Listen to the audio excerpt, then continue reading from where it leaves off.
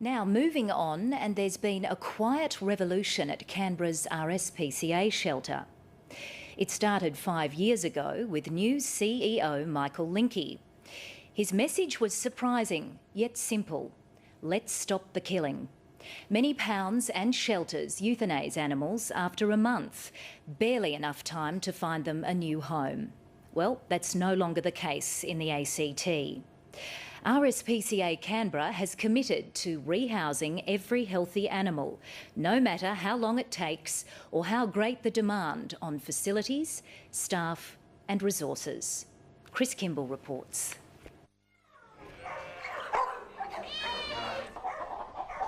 Between 5,500 and 6,000 animals a year come through the shelter. It's about 1,600 dogs, almost 3,000 cats and 700 to 800 other animals, so rabbits, guinea pigs. Then you've got horses, goats, sheep and those type of animals that come through the shelter.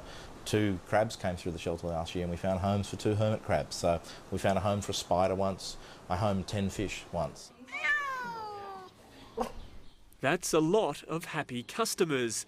The RSPCA shelter is a positive place today, both for the animals and the staff. But there's a collective shudder when you mention the bad old days when killing healthy animals was common practice. Got a couple of little 4-week-old kittens here. They came in with their mother as strays. 5 years ago, these kittens would have been considered too small to keep and would have been euthanased upon arrival. To make room for all the dogs that were coming in, as they came in, we just had to euthanase dogs to make those kennels free. So we were pretty much euthanasing dogs every day. Fireworks weekend was a classic example. The week before fireworks, staff were instructed to pick animals for euthanasia because we might get 50 dogs in as a result of fireworks, and that's just totally outrageous to me. Do you describe that as the bad old days? It certainly is the bad old days, definitely. I worked here in the vet clinic, involved with a lot of the euthanasias, and it was very difficult, very stressful. The difference between then and now was then euthanasia was the first choice. It was the first tool that we turned to, or the organisation turned to get an outcome for an animal. Now it's the last choice. So my first day, as an example, 5 puppies were surrendered and they were sent straight to the vet clinic for euthanasia. No assessment, no consideration about any health issues, no work with these puppies, and it just sickened me and I said, what's going on? Never again is this going to happen. Michael Linky doesn't quite consider himself the saviour of Canberra's strays. Why would you work anywhere else? Why would you work anywhere else? But the staff say he was the catalyst for a significant policy shift 5 years ago. With the arrival of Michael, we've been able to change all these euthanasia procedures that were here previously. It certainly improves everyone's attitude about coming to work and being here and making it such a great place to be, because we get the best outcomes possible for the majority of the animals that come here. So, I say to my staff, we're in the business of saving lives. That's what we do. So it's not about killing. Euthanasia is the last resort available. If it takes us 2 years to find a home for a dog, so be it. It'll take me 2 years to find a home, to find that right owner. The dog will live here, it'll have a wonderful life, we'll have volunteers walking it every day, interaction with staff every day, it'll great diet, great veterinary care, great place to live. Why would you kill it after 28 days or 30 days? That commitment has meant fundamental changes to animal management practices and massive pressure on facilities and resources. There's probably 150 things that we've done differently that have all added up to this macro change that have allowed us to say any animal can stay here for as long as it likes and every healthy animal goes home. It's been difficult in parts, but in terms of culture with the staff, it's been easy. When I started, the staff were ready for this new world. They were ready, they were eager to stop the killing. But stopping the killing has left the organisation's finances on life support. The operating budget has almost tripled and is being sustained by constant fundraising. Operationally, they're now smarter with when and how they take in animals.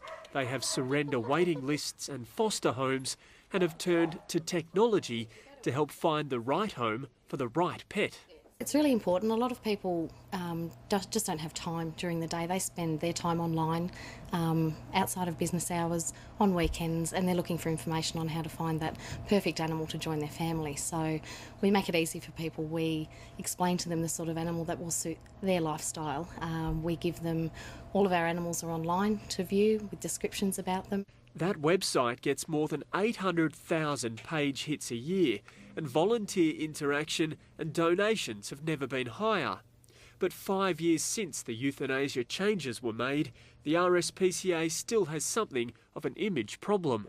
It's usually the first question that I get asked when people find out that I work at the RSPCA. They say it must be such a difficult job, seeing all the animals put to sleep, and it's great because I get to explain to them that it's simply not the case. A lot of people still think there are time limits. We don't have any time limits here on the animal. As long as they're coping here in the shelter environment, they stay here until they're adopted. So the RSPCA is now a happy halfway home. Michael Linky's next push is for changes to regulation to reduce the number of animals abandoned or surrendered. There's dozens of things that people can do, that governments can do, that communities can do. Low-cost dissecting is one example, encouraging people to dissect their animals at an early age so that we don't have future litters. Regulation, you know, the access of pets in the community is so easy. People can go to the newspaper and get a new cat or a new dog for free, undissexed, microchipped. They can go to a pet store, hand over their $800, no advice, no encouragement, just here's your new fluffy puppy, away you go. How does this place stack up internationally in terms of placing animals and animal welfare? Well, we're at the head of the pack internationally. In America recently they awarded the best shelters for homing rates. The homing rates were 93% for dogs and 75% for cats.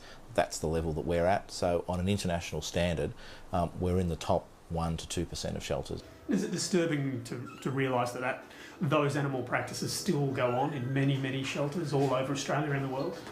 Well, we've certainly proven here that you don't need to do it. We've got a very good rehoming rate, and I'm sure if the other shelters wanted to follow through, they'd be able to home a lot more animals than what they're doing currently. If you work at RSPCA and you wear the uniform with pride, take responsibility for the animals here, come up with innovations, come up with strategies to get them into homes. And 5 years down the track we're doing it, and we'll continue to do it.